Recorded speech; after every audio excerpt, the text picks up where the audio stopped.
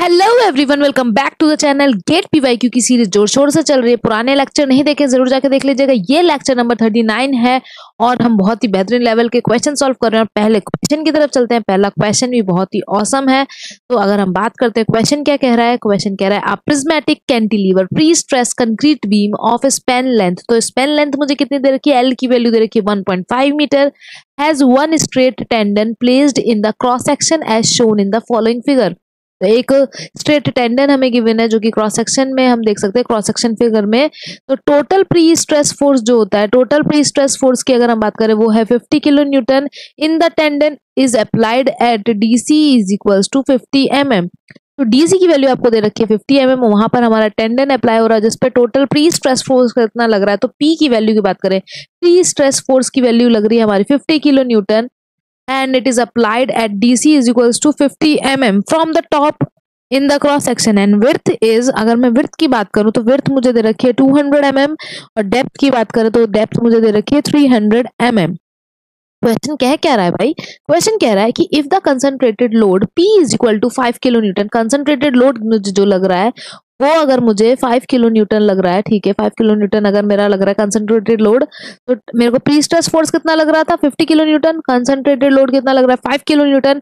Resultant stress की value find करनी है क्यू पॉइंट पर, ठीक है। तो अगर हम बात करते हैं हमें रिजल्टेंट स्ट्रेस फाइंड करना है क्यू पॉइंट पे, तो मुझे रिजल्टेंट स्ट्रेस के लिए क्या चाहिए, पता होना चाहिए P बाई ए पता होना चाहिए, मुझे PE बाई जेड पता होना चाहिए और मुझे M बाई जेड पता होना चाहिए।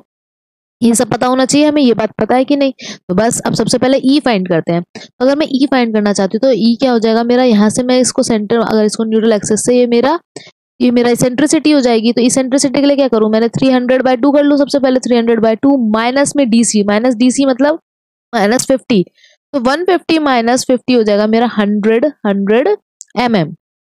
तो इसेंट्रिसिटी की वैल्यू मेरी 100 mm आ गई, पहला चीज हमने फाइंड कर लिया।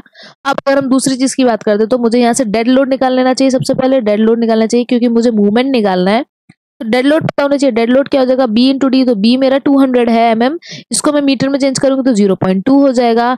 ये D मेरा 300 mm है तो इसको चेंज करूंगी तो 0.3 हो जाएगा। और यहाँ पे मैं 1 कर लेती हूँ 1 मीटर के लिए, और यहाँ पर हम ले लेते हैं डेंसिटी 25। जब इसको मल्टीप्लाई करेंगे तो ये हो जाएगा 25 इंटू 2 करेंगे 50, और उसमें हम मल्टीप्लाई करेंगे तो हो जाएगा 1.50 किलो न्यूटन पर मीटर, किलो न्यूटन पर मीटर मेरा डेड लोड हो जाएगा। वेल वहीं पे अगर हम बात करते हैं, यहाँ से मेरे को इसकी वैल्यू अगर चेंज करनी हो न्यूटन में तो ये हो जाएगा मेरा 50 इंटू 10⁻³ न्यूटन, ठीक है। और मेरा जो W वेट लग रहा है, जो पॉइंट लोड लग रहा है वो हो जाएगा मेरा 5 किलो न्यूटन। 5 किलो न्यूटन मतलब 5 इंटू 10⁻, अगर मुझे न्यूटन में चेंज करना है तो 5000 न्यूटन, ठीक है। यहाँ से ये सब वैल्यू मुझे पता है। अब मैं अगर मैक्सिमम बेंडिंग मोमेंट फाइंड करना चाहती हूँ, मैक्सिमम बेंडिंग मोमेंट फाइंड करना चाहती हूँ, तो एक तो डेड लोड की वजह से डेड लोड पूरे स्पैन पे लगेगा तो WL²/2, और जो मेरा पॉइंट लोड लग रहा है वो हो जाएगा मेरा W इंटू L, ठीक है। तो अगर हम इसकी बात करते हैं तो ये हो जाएगा मेरा डेड लोड कितना लग रहा है 1.5, पूरा स्पैन की वैल्यू क्या है 1.5 का होल स्क्वायर अपॉन 2। प्लस में क्या हो जाएगा, अगर प्लस में बात करें तो यहाँ पर मेरा जो लोड लग रहा है ये है मेरा 5 किलो न्यूटन, 5 किलो न्यूटन और पूरे स्पैन पे लग रहा है मतलब 5 इंटू 1.5। तो यहाँ से जब मैं मैक्सिमम बेंडिंग मोमेंट इसको जब सॉल्व करूंगी वर्चुअल कैलकुलेटर से, तो अप्रोक्सीमेटली मेरी मैक्सिमम बेंडिंग मोमेंट की वैल्यू आएगी 9.1875 ये मेरा किलो न्यूटन मीटर में मेरा क्या निकल के आ गया, मैक्सिमम बेंडिंग मोमेंट निकल के आ गया। तो मुझे इसेंट्रिसिटी पता चल गई, मैक्सिमम बेंडिंग मोमेंट पता चल गया, एरिया हमें पता ही, हम आराम से निकाल लेंगे एरिया क्या होता है। एरिया की बात भी करें तो एरिया भी निकाल लेते हैं। एरिया क्या हो जाएगा 200 मल्टीप्लाई बाय 300, ऐसे सॉल्व कर लेंगे तो ये हो जाएगा 6, और ये 4 0 आ जाएंगे हमारे पास mm² में, ठीक है। mm² में हमारे ये एरिया के लिए आ गया। तो यहाँ से एरिया भी पता चल गया। अब मुझे z की वैल्यू निकालनी है। अगर हम बात करते हैं यहाँ पर, अब हमें किसकी वैल्यू निकालनी है, z की वैल्यू निकालनी है, ठीक है। तो z की वैल्यू के लिए हम क्या करेंगे, तो z की वैल्यू के लिए क्या करना है, बस कुछ नहीं, z की वैल्यू मुझे पता है I/y होता है, जो कि हो जाएगा मेरा BD²/6 ये होता है कि BD³ अपॉन 12 अपॉन D/2 क्या उतना हो जाएगा BD²/6। B की वैल्यू कितनी हो जाएगी, B की वैल्यू मुझे गिवन है 300, B की वैल्यू गिवन है 300। D की वैल्यू कितनी है, D की वैल्यू की बात करें, सॉरी एक बार चेक कर लेते हैं, शायद आई गेस D की वैल्यू 300 है। मिनट, बी की वैल्यू है 200 और डी की वैल्यू है 300, अब ये उल्टा हो जाता।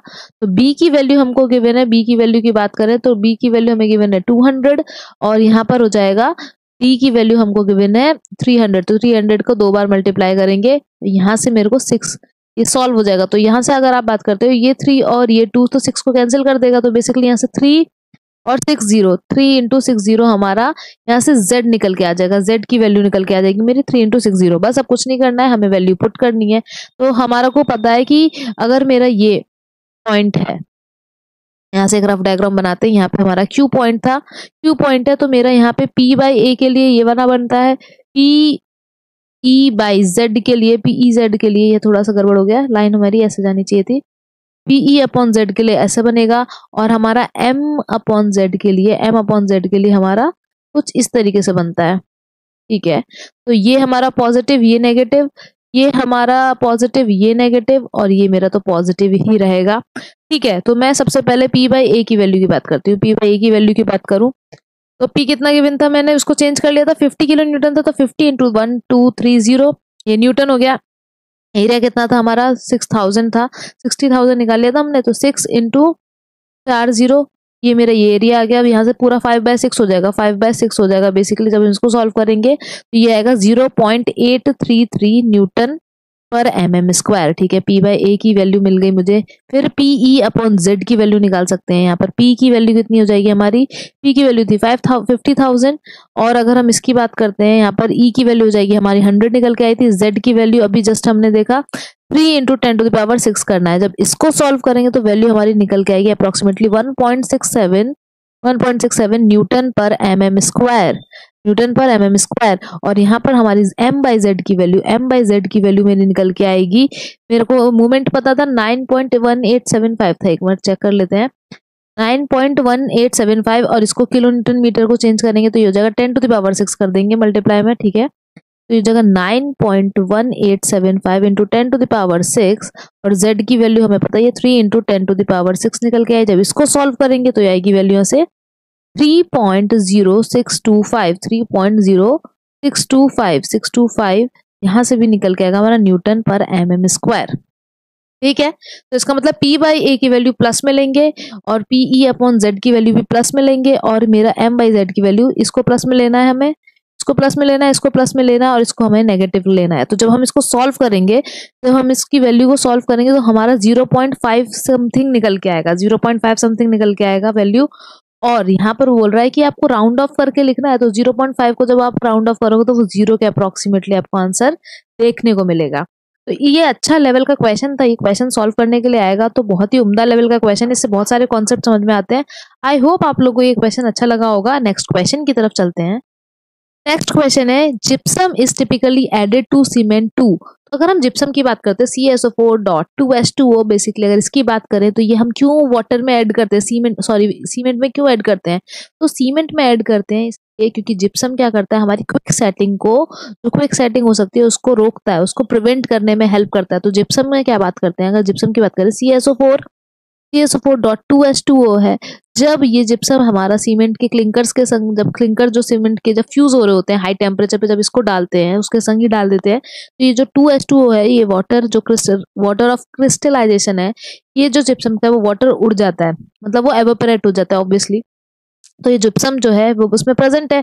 जब सीमेंट हमारा बन के आ जाता है, तो जब सीमेंट में हम वाटर डालते हैं, हाइड्रेशन प्रोसेस स्टार्ट करते हैं, तो वाटर जब हम डालते हैं तो सबसे पहले जो जिप्सम है, ये अपने इस वाटर को 2H2O को लेता है। तो ये लेता है तो ऐसा लगता है कि सीमेंट में सेटिंग हो गई, तो लेकिन ये कौन सी सेटिंग होती है, ये होती है फॉल्स सेटिंग। तो फॉल्स सेटिंग किसकी वजह से देखने को मिलती है, जिप्सम की वजह से देखने को मिलती है, तो ये होती है फॉल्स सेटिंग। अब क्या होता है, अगर आपको चेक करना है कि फॉल्स सेटिंग है या रियल में सेटिंग, हमारी प्लास्टिसिटी स्टार्ट हो गई है लूज होना, तो आप क्या करो, थोड़ा और वाटर डाल के देखो। अगर वो प्लास्टिसिटी और लूज हो रही है, इसका मतलब वो फॉल्स सेटिंग थी, जो हमारा जिप्सम है उसने अपना वाटर ऑफ क्रिस्टलाइजेशन लिया था, और ये हमारी जो क्विक सेटिंग होती है उसको प्रिवेंट करने में हेल्प करता है। तो C option will be the correct answer of this question. Next question highway engineering का है। तो क्वेश्चन कह रहा है हाईवे डिजाइन्ड फॉर 80 किलोमीटर पर hour, speed has a horizontal curve section with a radius of 250 meter. तो हमें velocity value दे रखी है, किस चीज के लिए डिजाइन किया गया है, 80 किलोमीटर पर आवर के लिए डिजाइन किया गया है। और हॉरिजॉन्टल कर्व जो है उसकी अगर रेडियस की बात करें तो रेडियस की वैल्यू दे रखी है हमें 250 meter. If the design of lateral friction is assume to be developed fully, तो एफ की वैल्यू मुझे फुल लेनी है, मतलब 0.15 लेनी है।